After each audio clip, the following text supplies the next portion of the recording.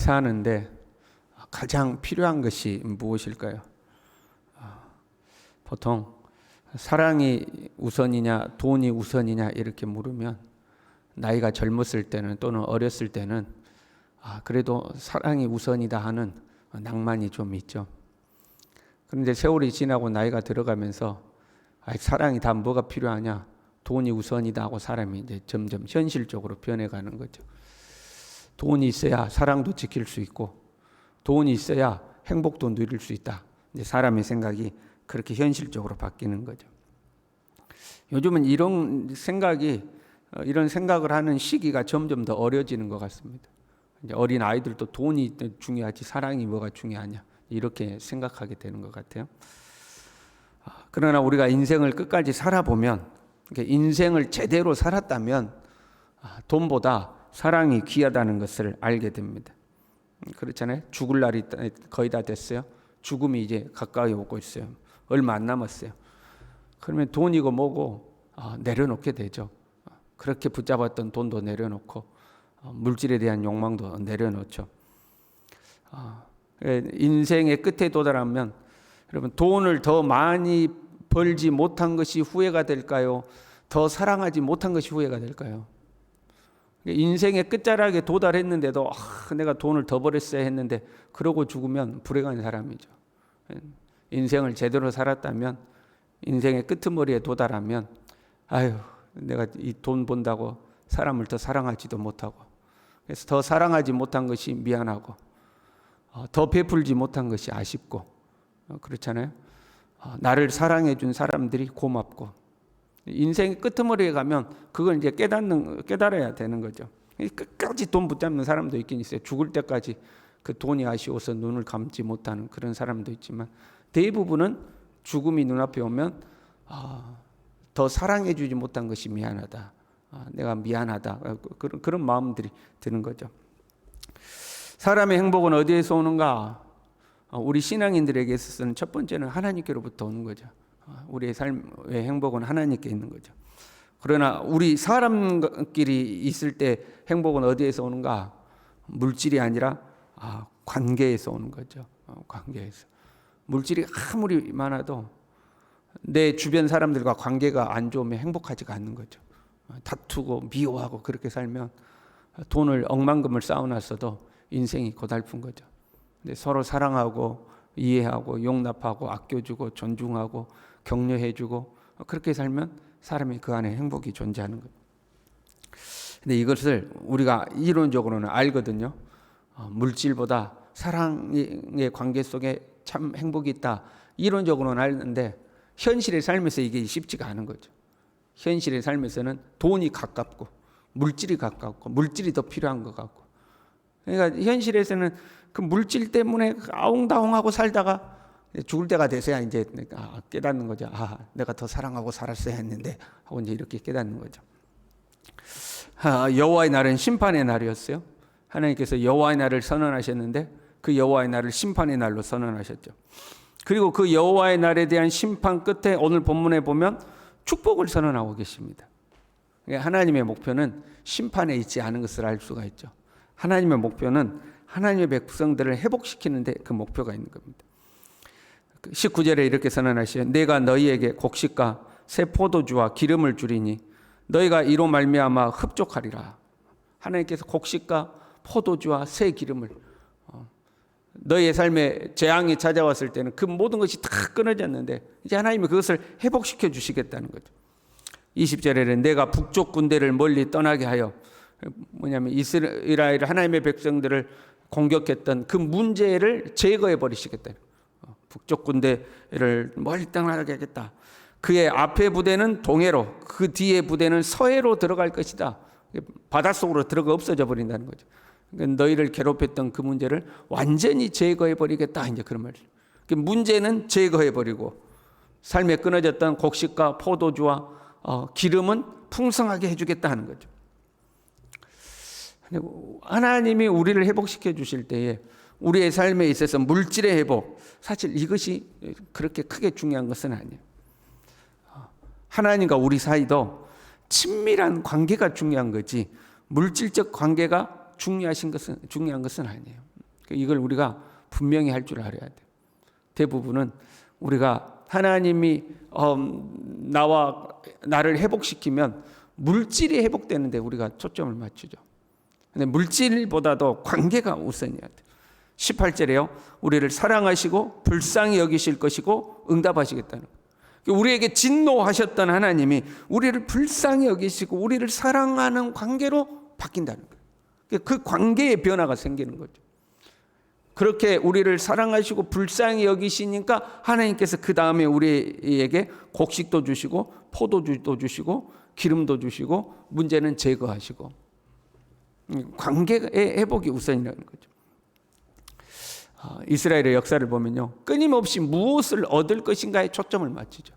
무엇을 얻을 것인가에 초점을 맞추면 하나님께 멀어지는 경우가 많죠. 바알이 준다고 생각하니까 바알에게 가는 거예요. 내가 얻는 것에 초점을 맞추면 하나님은 그렇게 하나님께로부터 멀어진 이스라엘에게 매를 드시는 이유가 마음을 찢고 여호와께 돌아오라, 관계의 회복을 원하시는 거죠. 너희는 마음을 찢고 여호와께 돌아오라. 하나님과 멀어진 관계를 회복하라는 거예요. 그 관계가 회복되면 하나님이 우리를 불쌍히 여기시고 우리를 사랑하셔서 곡식도 주시고 포도주도 주시고 기름도 주시는 거죠. 곡식과 새 포도주와 기름을 주시는데 24절에는 밀이 가득하고 새 포도주와 기름이 넘치리로다. 넘치게 주시겠다는 거예요. 근데 다시 말씀드리지만 초점을 여기에 맞추면 안 돼요. 하나님과 관계 회복이 물질이 풍요로워지고 삶이 여유로워지는 것으로 이해하고 거기에 초점을 맞추면 나중에 물질이 풍요로워지고 삶이 여유로워지면 하나님을 떠나게 됩니다. 거기에 초점을 맞추는 것이 아니라 하나님께 초점을 맞춰야 돼요. 지금 메뚜기 재앙이 왔잖아요. 그 메뚜기 재앙 때 백성들이 애통했던 이유 중에 하나가 소재와 전제가 여호와의 성전에서 끊어졌기 때문이에요. 기쁨과 즐거움이 하나님의 성전에서 끊어졌기 때문에 애통한 거예요. 내 삶에 고난이 찾아왔을 때 애통한 이유는 내가 지금 괴롭고 힘드니까 애통하는 거, 그것도 있겠지만 그것보다도 하나님, 내 삶이 고달파져서 하나님을 온전히 예배할 수가 없습니다. 그게 더 고통스러운 거예요. 내 삶이 궁핍해져서 하나님께 드릴 예물이 내게 없습니다. 그게 더 고통스러운 거예요. 그 성전에서 예배가 끊어져서 애통하는 거예요. 마찬가지로요, 하나님과의 회복도 여기에 연결되어 있는 거예요. 내 삶의 곡식과 포도주와 기름이 회복되는 것은 야, 이제 됐다, 이제 난 마음껏 먹고 마시고 즐기고 살 수 있게 되었다, 이게 아니라 내 삶의 곡식과 포도주와 기름이 회복되는 것은 하나님께 드릴 예물이 회복되는 것을 의미하는 거예요.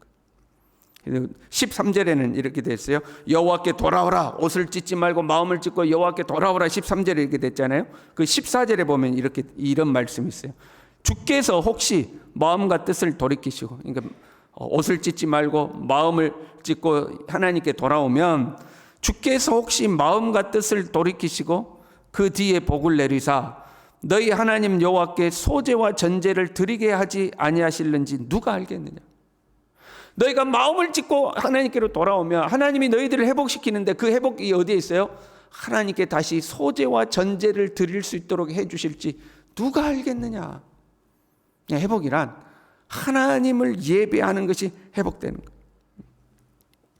하나님께 예배 드릴 수 있고 하나님께 무언가 예물을 드릴 수 있는 것이 그의 복인 거죠. 고난이란 내 삶의 형편이 어려워져서 하나님을 온전히 예배할 수 없고 하나님께 온전히 헌신할 수 없고 하나님께 온전히 드릴 수 없는 상황이 된 것이 고난인 거예요. 그 고난의 회복이란 야, 이제 잘 먹고 잘 살게 되었다, 이게 아니고 하나님 앞에 드리지 못했던 예배를 드릴 수 있고 예물을 드릴 수 있고 헌신을 할 수 있게 되는 그것이 회복이라는 거예요. 그것이 축복이라는 거죠. 우리가요, 하나님께 예배를 드리잖아요. 하나님께 예배를 드리는데 하나님께 예배를 드려주는 것, 이렇게 이해를 하면 안 돼요. 하나님께 예배는 한번 드려주지, 이거 아니에요. 내가 하나님께 헌금 좀 드려주지, 이게 아니죠. 하나님께 드릴 수 있도록 하나님이 허락해 주시는 거예요. 하나님께 드릴 수 있는 힘을 주시는 거죠. 그것을 하나님이 받아주시는 거예요. 우리가 하나님 앞에 예배 드리는 것을 하나님 받아주지 않으시면 그 아무 소용이 없는 거 아니에요. 그렇잖아요. 하나님께 우리가 드렸는데 나 그거 싫어 안 받아 그러면 끝나는 거거든요. 하나님이 그걸 받아주시는 거죠.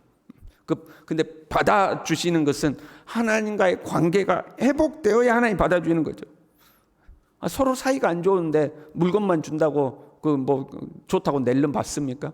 사이가 안 좋으면 뭘 줘도 나 싫어, 네가 나 주는 거 싫어 이렇게 거절하는 거죠. 그래서 예배가 회복되었다 하는 것은 하나님과 관계가 회복되는 것을 의미해요. 하나님은 여기에 초점을 맞추고 있는 거죠. 하나님이 이렇게 회복시켜요. 23절에요. 비를 내리시되 이른 비와 늦은 비가 예전과 같을 것이다. 그러니까 이른 비와 늦은 비를 하나님이 회복시켜 주셔서 너희의 곡식과 포도주와 기름이 풍족하게 해주겠다 하는 거죠. 이른 비와 늦은 비는 실제적으로 비가 내리는 것을 말하는 거죠. 그러나 또 한편으로는 때를 따라 공급하시는 하나님의 은혜를 말하고 있죠. 중의적인 표현이에요. 실제적으로 때를 따라 비가 와야 돼요. 하나님께서 적절하게 공급하시겠다는 의미고, 그러나 한편으로 이 비는 하나님의 은혜를 상징하고 있죠. 하나님께서 우리에게 은혜를 주시겠다는 거죠. 하나님과의 관계의 회복이란 하나님의 은혜의 회복인 거죠. 닫혔던 하늘문, 하늘은 노시 되고 땅은 철이 돼 가지고 그냥 뭐 비도 내리지 않고 땅은 딱딱해서 뭐 싹도 나지 않고 그런 상황인데, 하나님과의 관계가 회복되면 이 은혜가 회복되어지는 거예요. 은혜가 회복되어지는 거예요. 여호와의 날은 심판의 날이었어요. 크고 두려운 날이었어요. 그런데 어떻게 이 축복의 날로 바뀌게 됩니까? 하늘문이 열리고 이른 비와 늦은 비가 내리고 내 삶의 곡식과 기름과 포도주는 풍성해지고, 이걸 가지고 하나님 앞에 나가서 소제와 전제로 하나님을 예배할 수 있는 그러한 축복으로 여호와의 날이 변하는 거죠. 어떻게 해요? 마음을 찢고 온 마음을 다하여 여호와께로 돌아갈 때, 옷을 찢지 아니하고 마음을 찢고 온 마음을 다하여 여호와께로 돌아가면 심판의 날이 축복의 날로 바뀌는 겁니다. 저와 여러분이 이 새벽에도 여호와 하나님 앞에 전심으로 나아가는 저와 여러분 될 수 있기를 바랍니다. 기도하겠습니다. 하나님 아버지, 우리의 삶의 모든 것이 하나님과 관계 속에서 이해되도록, 하나님을 예배하지 못한 것이 고난이고 하나님을 예배할 수 있는 것이 축복임을, 내 삶의 모든 것이 하나님의 관계 속에서 이해되어지는 하나님의 사람이 될 수 있도록 주님 우리 모두를 붙들어 주시옵소서. 예수님의 이름으로 기도 올리옵나이다. 아멘.